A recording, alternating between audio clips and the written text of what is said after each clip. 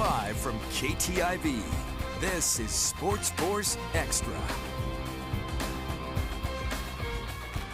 Welcome back, ladies and gentlemen, to another edition of SportsFource Extra. I'm Jason Moeller in Siouxland. I have a plethora of highlights to roll on through tonight, so hey, let's get this thing started. We begin our night in that state that's filled with great faces and oh, so many great places. And one of those great places is in North Sioux City, where the Dakota Valley Panthers, they found themselves with an opportunity on the court. You see, in front of the Panthers, the undefeated top-ranked West Central Trojans. Now, DV, they're trying to break out of a two-game skid as they enter this one. We'll pick things up end of the third. Panthers' Aaron Bruns dishes to Tatum Sorensen.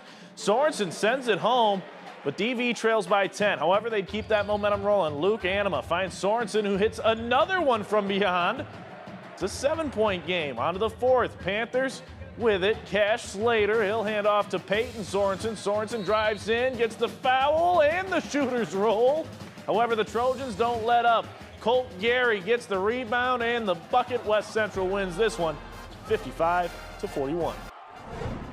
Matchup of the number 8 and 7 ranked squads in South Dakota in the girls matchup. We'll pick things up in the second.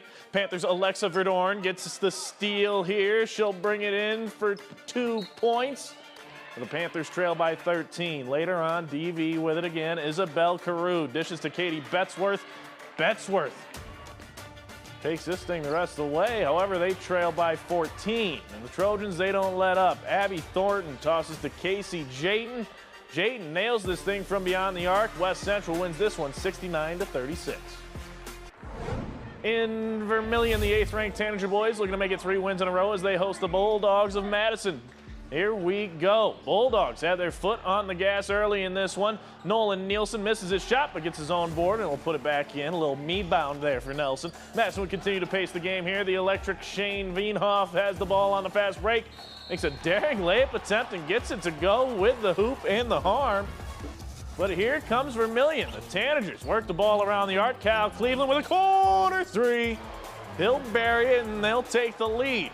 Later on, Trey Hansen took control. He'll work the baseline pull up, bury this jumper, and then just a few minutes later, Hansen with the ball once again, pulls off some nice work, gets the contested layup to fall. We're still waiting on a final for this one. If you've got it, send it on in to us. Elk Point Jefferson boys on the bounce back up against Wagner. Top of the game, Huskies Anthony Tatro dishes to Luke Schmitz. Schmitz just a little layup to fall, and it's a 2-point lead for the Huskies. Later on, Owen Boyle. He'll hand off to Brody Van Rokel. Van Rokel knifes his way through the defense, finds it for 2 there, and it's a 6-point lead. Red Raiders call back, though. Jesse Zephyr brings in this layup. Look at that. Later on, Huskies with it. Aiden Hammett gives to Van Rokel. Van Rokel decides what he's going to do, drives the lane, floats it up and in. However, Wagner gets the win in this one, 61-54. In the girls matchup, the Huskies up against 5th-ranked Wagner in this one. We'll start in the third. Kara Schmitz bounces to Cameron Norris. She'll get the layup to fall, and the Huskies lead by 10. We'll go to the fourth. Huskies' Paige Jacobs finds Kara Schmitz. Schmitz gets another deuce to go, and it's a 7-point lead. Seconds left in the game. Red Raiders looking to catch up. Ashlyn Kupel to Braxton Nedved for the corner 3, but it's not enough. Huskies still lead by 4. They go to the foul line, and they do their job making them. EPJ defeats 5th-ranked Wagner 48-46. Meanwhile, we had a full slate of action right here in the Metro, including out at Sioux City East, where the Black Raiders found themselves in a position to move into a tie for first place in the Missouri River Athletic Conference standings. In front of East, though, the very team a game ahead of them in first place, the Council Bluffs Abe Lincoln Lynx. Now, Seabow, they enter this matchup undefeated in conference play. We'll pick things up early first quarter. How about the ball movement from the Lynx? That'll lead to the trifecta from Kaylin Steinbeck. It's a 3-point Seabow lead. East with it now. Fahmi Yusuf takes the pass in the corner. He'll pump fake, take a dribble before swishing the mid-range J there for the Black Raiders. And tell you what, East not quite done yet. Bilal Yusuf hands to Chris Loggins, who sends this ball on a highway to the danger zone for 3. However, the Lynx, they said, I'm all right. Don't nobody worry about us. We're going to get it to CJ Masala for the corner 3 as Abe Lincoln wins 80-66. 12th ranked East girls also trying to hand the Lynx their first conference loss. We'll pick things up midway through the first. Jaylee Jackson kicks out to Layla Menser for the corner three. That'll give East a 3-point lead not long after. Black Raiders with a little inside-out action to Tori Drent for the trifecta here, and it's a 6-point Black Raider lead now. However, closing seconds of the first quarter, Addie Naughton able to get the ball to Anna Watkins, who's able to beat the buzzer. However, it is the Black Raiders who win 64-60 and hand Council Bluffs Abe Lincoln their first conference loss. Out in the Bluff, SBL hosting Sioux City North. We'll go into the first quarter. Trinity White feather tosses down the court to Isabella Scott. She's right there for the layup, and they lead by 2. Later on, Stars Hayden Lovren dishes to Maddie Prevail. It's this thing from another solar system here. That one's good. They'll keep that momentum going. Prevail hands off to Kinsley Walrod for the triple. It's a 9-point lead, but the Warriors, they won't give up. Trinity Whitefeather finds Bree Vanentop for the corner three. Sergeant Bluff Luton, they pick up the win in this one, 56-49. SBL boys looking for their 4th win in a row in this one. We'll pick things up early on. Stars go inside to Jay Nelson, and Jay with some nice footwork able to score amongst the tall grass here. Later on, Gavin Arndt takes it in the corner for SBL, drives, stops on a dime right in front of our photographer for the deuce right there. We'll go to the closing seconds of the first quarter here. Stars just able to get this pass to the corner right here, but Jack Mogensen's then going to find Andrew Hagan for a buzzer beater. That'll end the first nice for North. Second quarter now, SBL on the break. Kylan Vanderscaff with the finishing touches. Warriors win 57-46. Up in Sioux County, we had a few ranked matchups on the court as the basketball mecca of Siouxland was once again abuzz with action, including in Sioux Center, where we find a Warriors squad looking for their 2nd win in a row. The only issue, coming to town, a 9th-ranked Cherokee Braves team that has been red hot as of late, folks. Braves, winners of 4 straight ball games. All have been double-digit victories. Coming out of break, Cherokee leading by 6. But the third quarter belonged to the Warriors. Kaylee Traver with a catch and shoot from the corner. It doesn't go, but Marin Franken is right there to clean things up. And the Warriors trail just by 2. On the other end of the floor, Macy Gravanesh. She'll send this triple home, and Cherokee extends their lead, but that extension wouldn't last very long. Tie game later in the third. Warriors top scorer Marin Franken drives inside, gets 3 the old-fashioned way. Sioux Center takes a 3-point lead, then Romy Bleeker with another 3 ball. Sioux Center outscores Cherokee 26-6 in the third. They hang on for the win 59-54. We spoke with Warriors head coach Doug Winterfeld about that huge third quarter. Just some things we talked about at halftime. We needed to move the basketball. It was just standing still. They were being able to rest defensively, and we needed that basketball to move, and then we were opening some things up. All right, Coy Lewis and the Braves up against Braden Perez-Heitbrink and the Warriors, and the boys match up. And tell you what, the Stars, they shine bright and early in this one. Lewis uncorks a deep ball, knocks down a tray to get the party started. Sioux Center with it now. Tyler Moeller pulls down the offensive board. He'll find Perez-Heitbrink in the lane for a lay-in there.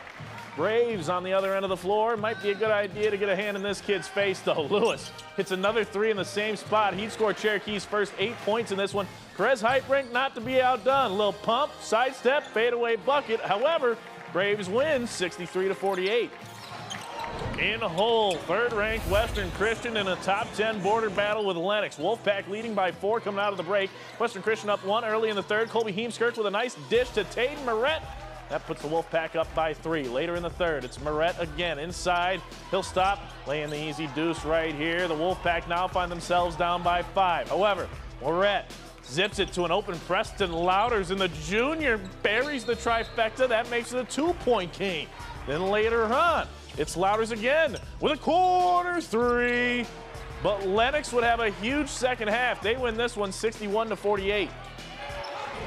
A top 10 tango in the girls matchup in Rock Valley between Spirit Lake and Rock Valley. First quarter, battle for the ball down low. Kinley Dodds gains control, goes up for the deuce.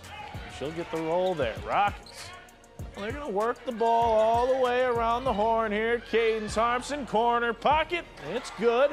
Rock Valley goes up by 2. Other end of the floor, McKinley Lalumendre says, I can do that too. The freshman from the corner. Yeah, you know, our photographer should have brought a poncho to this game. It was raining threes early on. Haven Ranchow good from downtown. Rock Valley comes away with a 66-59 win in this one.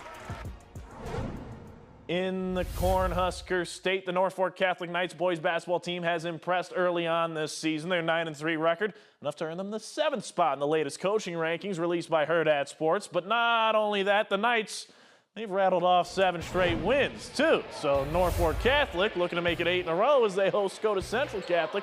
However, the Shamrocks get a big bucket down low in the second. Alex Stiffensmeyer gets this one to go for 2. Knights come back down the floor, though, and they get a triple from the top of the key. This one comes courtesy Camden Burback.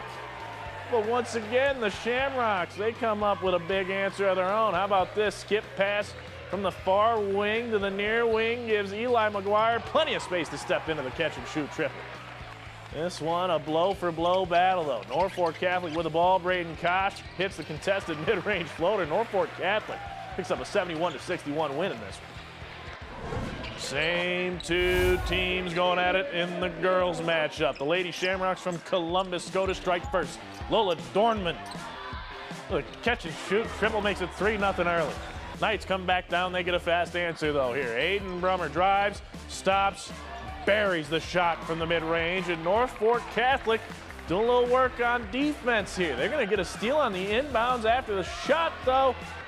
Sidonia Wadier gets the layup to fall, and NC leads by 1. However, Columbus Scotus right back to the 3 ball. This time, Brooke Cranky. She's not going to make her team very cranky if she keeps hitting those. Shamrocks pick up the win 56-38. Battle Creek girls looking to make it 2 in a row as they battle West Point Beamer. Bravettes up by 5 at the break, and that lead will grow 3 points larger. Britley Raggy uses the screen to get some space, take to make the wing 3. Cadets often using some efficient passing, though. They'll get the ball to the low block. That's where Ellie Bruning uses the glass to knock down the layup. But once again, the Bravettes have buckets on their mind. Ryder Worley drives into the post, picks up the contact. She'll pick up 3 the old-fashioned way. Battle Creek still being persistent on the offensive end, though. Shot clock almost out. But Jaden Smunty with some shot clock cheese. The Bravettes, they win this one 48-37. West Point Beamer boys on the drive for 5, looking for their 5th win in a row. They score the first 5 points in this game as well. First 2 come from Blaze Brockman on this driving layup. However, the Cadets, they go right back to Brockman. He'll take and make the catch-and-shoot triple, and the West Point Beamer Cadets, they're rolling early. Battle Creek does settle in on the offensive end, though. Xander Larson, a little nifty move there to get to the basket for the lay-in. Cadets, they just keep on coming, though. Off the missed shot here, Ian Schiller gonna get the putback. No final. Again, send in this final if you got it for us. To the Brandon Valley Gym, where the top-ranked Lynx hosted the Warriors of Crofton, a perennial powerhouse in northeast Nebraska, as we all know. First quarter, Crofton with it. They'll throw it ahead to J.C. Jansen. She's all alone. She'll lay it in. That was nice and easy. Later on, Brandon with it. Olivia Paget drives all the way and lays it in left-handed. That worked pretty well. Next time, though, Paget driving through the defense like it's Highway 60 out there, just able to lay it in. However, Brandon back with it in the paint. They'll tack on 2 more with Gracie Salter as they pick up the win 60-31. We're Rock Valley cheerleaders, and SportsFource X will be right back.